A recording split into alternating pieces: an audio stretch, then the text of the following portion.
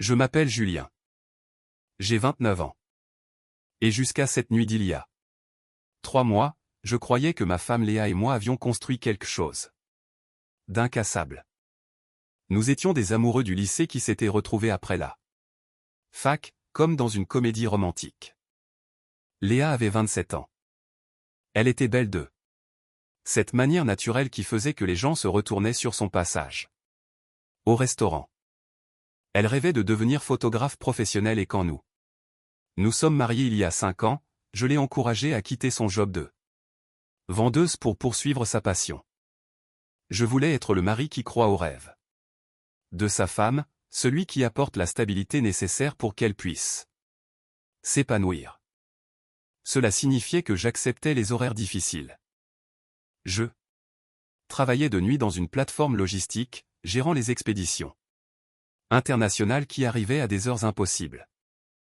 Les mardis et jeudis, je quittais la maison vers 22h et je ne rentrais qu'à 7h30 le lendemain matin.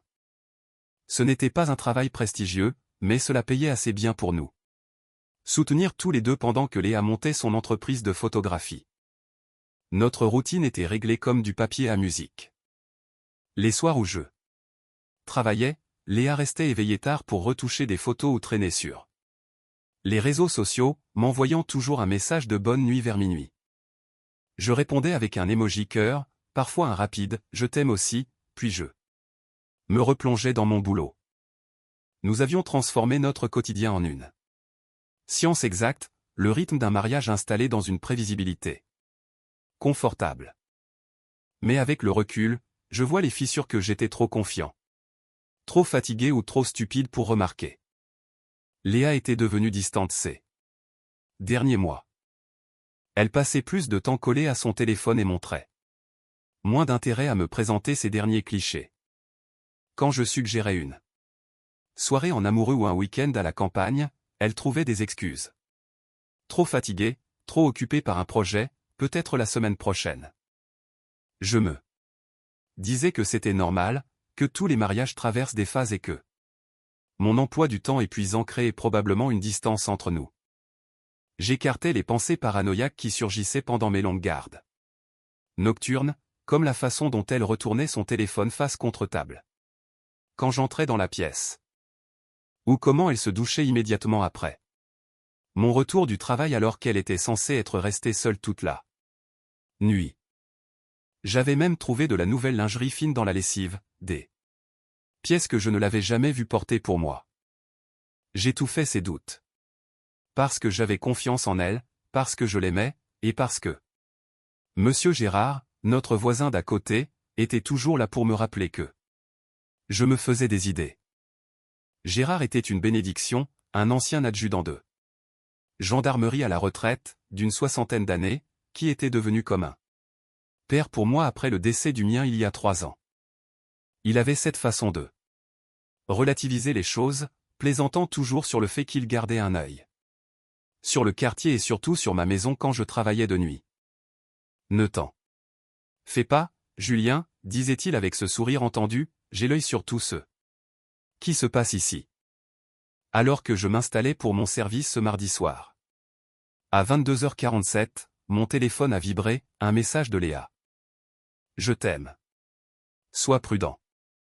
Cette nuit. J'ai souri, j'ai répondu par un cœur et je me suis plongé dans la montagne de manifestes de cargaison à traiter. Je me sentais en sécurité. Protégé, aimé.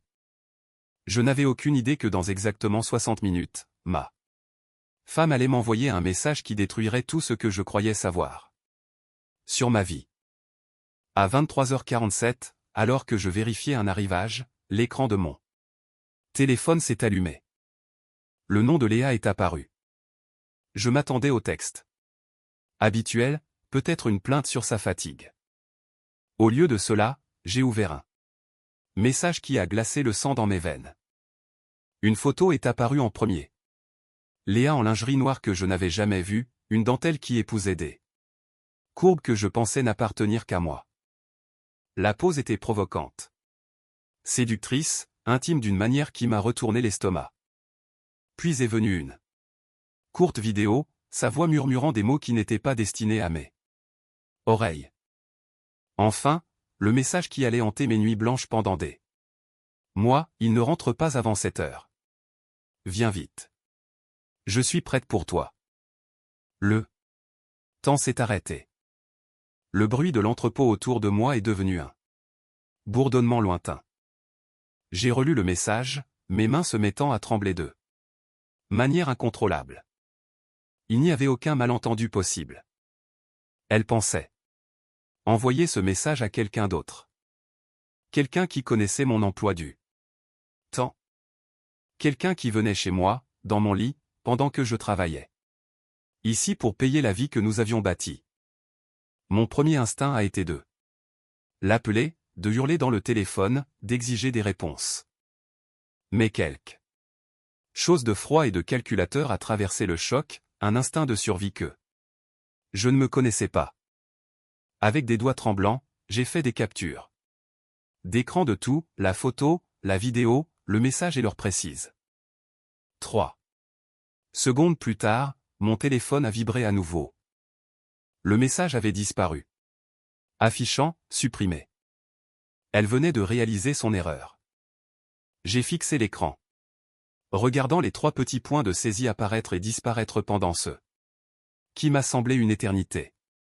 90 secondes de panique pour elle. Essayant de trouver quel mensonge pourrait la sauver. Finalement, un nouveau message est arrivé, désolé mon cœur, je t'ai envoyé par erreur une photo d'un projet de portrait boudoir que je fais pour une cliente. Je ne voulais pas te distraire au travail. Le mensonge était si insultant, si désespérément transparent, que j'ai senti la rage bouillir sous le choc. Il n'y avait aucun appareil photo visible sur la photo, aucune installation professionnelle, aucune cliente. Et ce message, viens vite, je suis prête, était limpide. Elle me pensait stupide, elle pensait que 5 ans de mariage m'avaient rendu aveugle. Je n'ai pas répondu. Au lieu de cela, je suis sorti de l'entrepôt dans l'air froid de la nuit, mon souffle formant de petits nuages de colère.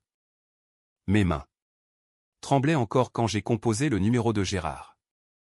Gérard, j'ai besoin de toi, ai-je dit quand il a décroché, ma voix se brisant malgré mes efforts. Pour rester calme. Quelqu'un va chez moi en ce moment même. Son ton a changé. Instantanément, passant du voisin amical à l'ancien gendarme. Dis-moi tout, ne cache rien, a-t-il répondu avec une autorité professionnelle. J'ai expliqué.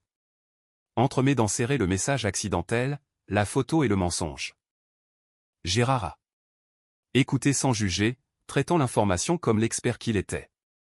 Donne-moi 10 minutes pour m'habiller et me mettre en position, a-t-il dit. Fermement. Je surveille ta maison. Ne fais rien pour l'instant. Il faut être malin. L'épreuve d'abord, l'action après. Je faisais les 100 pas sur le parking, mon esprit revoyant 5 ans de mariage à la recherche des signes que j'avais manqués. Depuis combien de temps cela durait-il? Qui était-il? Les questions étaient une torture.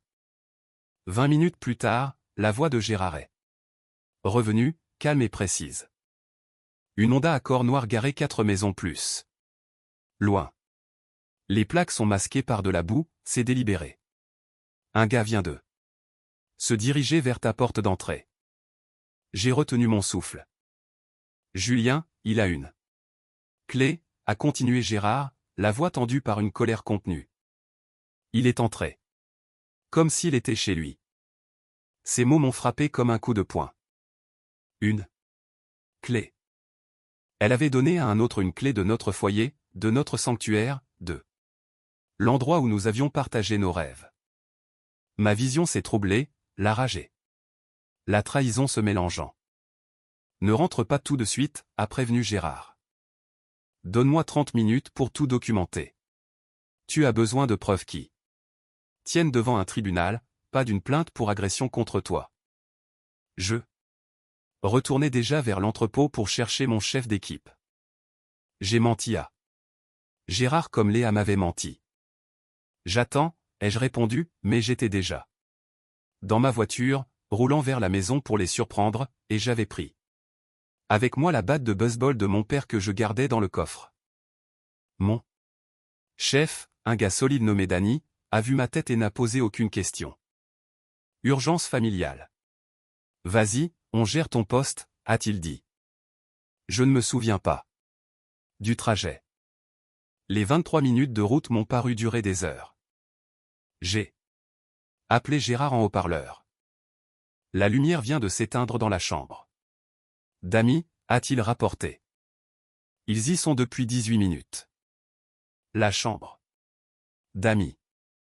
La pièce où ma mère avait séjourné pendant ses traitements contre le cancer il y a 2 ans, là où Léa lui tenait la main au chevet du lit.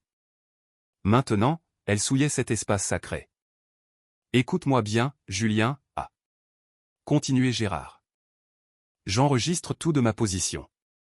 Les horaires, le véhicule. L'entrée avec la clé. C'est du béton pour ton divorce. Mais si tu entres et que tu fais une bêtise, tu vas tout perdre. Tu seras inculpé, elle jouera la victime. Et elle pourrait même garder la maison par pitié. Ne lui donne pas cette satisfaction. Mes articulations étaient blanches sur le volant. Je ne vais pas le laisser partir comme ça, Gérard, ai-je répondu. Je ne dis pas de le laisser partir, a-t-il rétorqué, je dis d'être intelligent. Documente tout. Laisse-moi filmer la confrontation. Vire-le de chez toi, fais-lui assez peur. Pour qu'il ne revienne jamais, mais ne finit pas en prison pour une femme qui ne vaut pas l'air qu'elle respire. Je me suis garé dans l'allée à minuit 31. 44 minutes après le message fatal. Gérard a surgi de l'ombre près de mon garage comme un ange gardien, téléphone en main, filmant déjà. La fenêtre de la chambre bouge, ils sont encore là, m'a-t-il murmuré. Je suis entré par le garage que j'avais laissé déverrouiller. Ma voix me paraissait étrangère, froide et vide de toute émotion. J'ai saisi la batte en aluminium. Nous avons traversé la cuisine sombre comme des soldats en mission. J'entendais une musique douce à l'étage, une playlist que Léa avait créée pour notre anniversaire l'année dernière. La violation de ce souvenir m'a donné la nausée. Gérard suivait en silence, capturant tout. Au bout du couloir, les sons provenant de la chambre d'amis étaient indéniables. Dans une maison que je payais, avec une femme qui avait promis de n'aimer que moi. Je suis resté pétrifié 10 secondes, écoutant ma femme avec un autre homme dans la chambre où ma mère mourante avait dormi. Gérard a posé une main ferme sur mon épaule. Reste maître de toi. Que la colère te rende lucide, pas stupide, a-t-il soufflé. J'ai serré le manche de la batte jusqu'à en avoir mal. Je veux voir son visage. Je veux savoir qui c'est, ai-je chuchoté. Gérard a hoché la tête. À 3. Je m'occupe de l'interrupteur, tu t'assures qu'il ne s'échappe pas. Je parle en premier pour acter qu'ils sont dans ton lit sans permission. Ça te protège légalement. Nous nous sommes postés devant la porte comme une unité d'élite. Mon cœur battait si fort qu'il couvrait presque les bruits de trahison. Gérard a compté avec ses doigts. 1, 2, 3. J'ai défoncé la porte d'un coup de pied si violent que le cadre a éclaté. Ce que j'ai vu dans les 5 secondes suivantes restera gravé dans ma mémoire pour toujours. La porte a volé vers l'intérieur avec un fracas de coups de feu. Gérard a allumé la lumière, inondant la pièce d'une clarté crue. Le cri de Léa était primaire, un mélange de choc, de terreur et de honte. L'homme sous elle s'est précipité vers les draps comme un cafard exposé à la lumière. Il était jeune, environ 24 ans. Musclé de cette façon obsédé par la salle de sport. Un parfait inconnu à qui on avait donné accès à mon foyer. Ne bougez pas. Tout est filmé. Vous êtes dans une propriété privée sans autorisation. Déclinez votre identité pour l'enregistrement, a ordonné Gérard d'une voix de commandement. L'homme ne disait rien, pétrifié, le visage livide. Léa sanglotait, essayant désespérément de se couvrir. Mon cœur, s'il te plaît, je peux expliquer, a-t-elle commencé, en tendant une main tremblante. Ne m'appelle plus jamais comme ça, ai-je répondu, mes mots étant si glacial qu'elle a reculé physiquement. J'ai regardé l'étranger dans mon lit et j'ai senti quelque chose mourir définitivement dans ma poitrine. Tu as 10 secondes pour mettre ton pantalon et sortir de cette pièce, ai-je continué avec un calme mortel. Si tu es encore dans cette maison dans 60 secondes, j'appelle la police pour violation de domicile. La vidéo montre que tu es entré avec une clé que tu n'as aucun droit légal de posséder.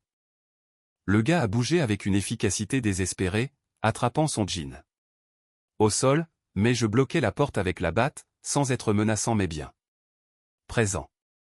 Pas encore, ai-je dit quand il a voulu passer. Réponds à ça. Question. Ton nom. Léa a hoché la tête frénétiquement, c'est Hugo. Hugo. Je ne sais plus quoi. Julien, je t'en prie. Ton portefeuille, ai-je interrompu sans hausser le ton. Hugo a fouillé ses poches, a sorti son permis de conduire et l'a montré à la caméra de Gérard. Hugo Antoine Roux, 24 ans, a lu Gérard à haute voix en notant l'adresse pendant que le gars avait l'air de vouloir vomir sur mon tapis. Depuis combien de temps, ai-je demandé à Léa, sans quitter Hugo des yeux. Julien, ce n'est pas ce que tu. Depuis combien de temps, ai-je explosé, ma voix claquant comme un fouet. 4 mois, a-t-elle murmuré dans un sanglot. 4 mois de mensonges, pendant que je travaillais de nuit pour nous. Est-ce que vous avez déjà fait ça dans notre lit? Son silence a été sa réponse. Quelque chose d'irrévocable s'est éteint dans mon regard. Habille-toi, ai-je dit à Hugo. On descend, on a une discussion dehors. Léa hurlait de ne pas lui faire de mal. Je l'ai écartée. Comme si elle n'était rien, car elle n'était plus rien pour moi. J'ai traîné Hugo à travers la maison, passant devant la cuisine où nous avions planifié notre mariage, devant le salon où nous avions fêté Noël, jusqu'au garage. Dehors, sous les lampadaires, j'ai poussé Hugo vers sa Honda noire. Tu vas monter dans cette voiture et disparaître, ai-je dit avec une fureur contenue. Tu ne contactes plus jamais ma femme. Ni un message, ni un appel, rien. Parce que si je te revois près d'elle ou de ma maison, je te ferai regretter d'être né. Compris. Hugo a hoché la tête, une goutte de sang coulant de sa lèvre. Suite à ma bousculade. J'ai levé la batte et je l'ai fracassée une fois. Violemment, sur son pare-brise qui a éclaté en toile d'araignée. C'est pour que tu n'oublies pas qui je suis, ai-je ajouté. Il a démarré en trombe, les pneus crissant dans la nuit. Derrière moi, Léa s'est effondrée sur le sol du garage. Julien, je t'aime, j'ai fait une erreur, ne me quitte pas. Je me suis retourné lentement. Prépare tes affaires. Tu as 1 heure. Après, je change les serrures et je signale à la police que Hugo Roux s'est introduit ici. Avec une clé volée. Que tu sois encore là ou pas à leur arrivée, c'est ton problème. Où est-ce que je vais aller, a-t-elle demandé dans un murmure brisé. Je m'en fous, ai-je répondu.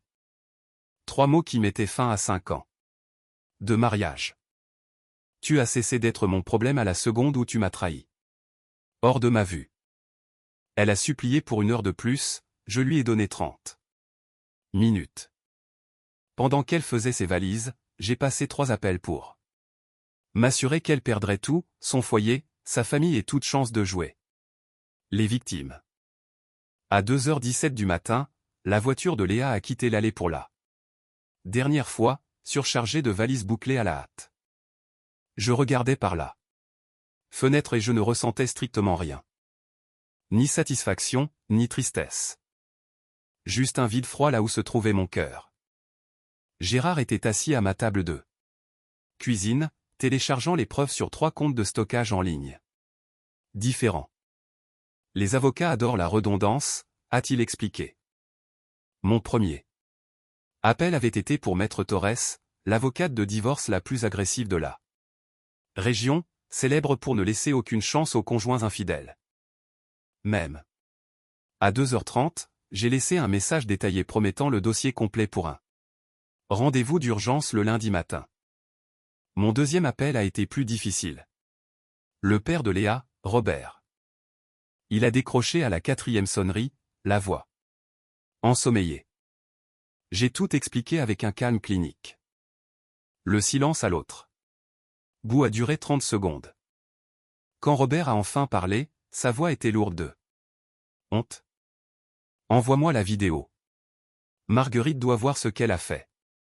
Elle a détruit ton mariage et bafoué toutes les valeurs qu'on lui a apprises.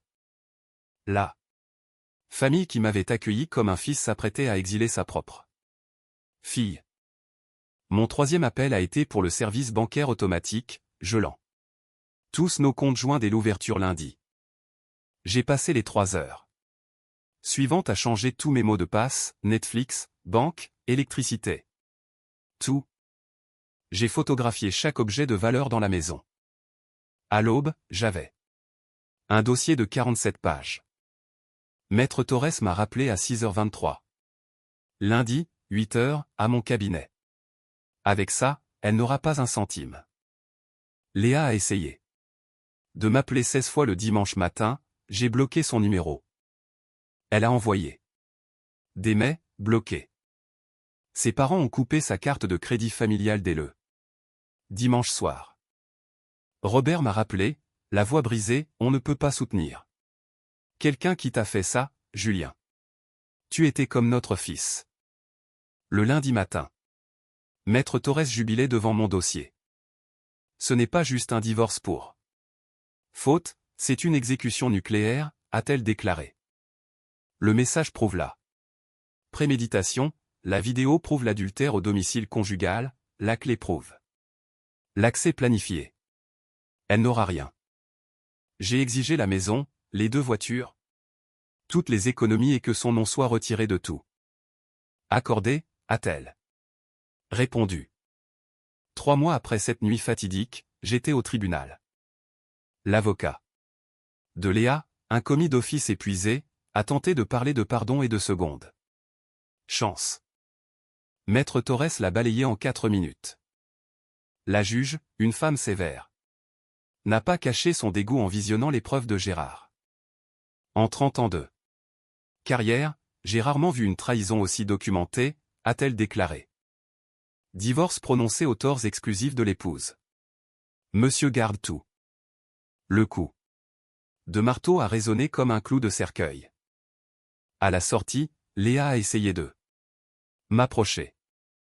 Elle était méconnaissable, les cheveux gras, des cernes profonds. L'air éreinté. Julien, s'il te plaît, 5 minutes. Non, ai-je répondu. Sans m'arrêter. J'ai tout perdu, a-t-elle crié, mes parents ne me parlent plus, je travaille dans un snack, j'ai dû vendre tout mon matériel photo pour payer mon loyer. Tu as tout perdu parce que tu as tout jeté pour un étranger de 24 ans, ai-je répliqué en la regardant dans les yeux pour qu'elle y voit l'absence totale d'émotion. Ce n'est plus mon problème. Je l'ai laissé pleurer seul dans le couloir du tribunal. Hugo Roux, lui, avait quitté la région en une semaine, terrifié par les menaces de poursuite pour violation de domicile. Ma maison me semblait vide mais propre. J'ai repeint la chambre d'amis, changé le lit et donné à des associations tout ce que Léa avait touché. Gérard et sa femme Hélène m'invitaient à dîner 2 fois par semaine. Gérard m'apprenait à cuisiner au barbecue, Hélène s'assurait que je mangeais correctement. Sur l'insistance de Gérard, j'ai commencé une thérapie avec le docteur Moretti. Au début, je disais que j'allais bien, que j'étais blindé. À la 3e séance, j'ai craqué, pleurant le mariage que je croyais avoir eu. Vous ne pleurez pas pour elle, m'a dit doucement le docteur, vous pleurez pour le mensonge auquel elle vous a fait croire. C'est nécessaire pour réapprendre à faire confiance. 6 mois plus tard, j'étais un autre homme. Plus athlétique grâce au sport, plus lucide. J'ai obtenu un poste de cadran. Logistique de jour, avec de meilleurs horaires. Un samedi, au supermarché, une femme de mon âge m'a demandé conseil sur une marque de pâtes. Elle s'appelait Sarah, elle était développeuse informatique, avec un sourire sincère et un humour décapant. Nous avons discuté 20 minutes dans le rayon, puis 40 minutes devant les caisses. Quand elle a noté son numéro sur mon ticket de caisse, j'ai ressenti quelque chose que je n'avais pas connu depuis longtemps. De l'espoir. 1 an après le divorce, je me tiens dans mon jardin, celui-là même où j'avais chassé Hugo. Mais tout est différent. J'ai rénové la maison, abattu la vieille clôture témoin de mon humiliation, planté de nouveaux arbres. La chambre d'amis est devenue mon bureau. Sarah et moi sortons ensemble depuis 6 mois. Je lui ai tout raconté dès le 3e rendez-vous. Elle a écouté sans juger, me parlant de ses propres blessures. Je comprends qu'on prenne notre temps, a-t-elle dit, certaines plaies mettent du temps à cicatriser. Proprement. C'est une relation saine, basée sur la vérité. Léa a essayé de me recontacter 4 fois cette année avec des numéros différents, chaque message finissant à la corbeille sans être lu. Elle est devenue insignifiante. Ses parents ne lui parlent toujours pas. Certaines trahisons sont impardonnables. A dit Marguerite à Hélène au marché, les conséquences sont définitives, et c'est justice. J'ai appris que la trahison révèle le caractère, tant de celui qui la commet que de celui qui la subit. Léa s'est révélée égoïste, et moi, je me suis découvert plus fort que je ne l'imaginais. Aujourd'hui, je suis enfin vraiment heureux.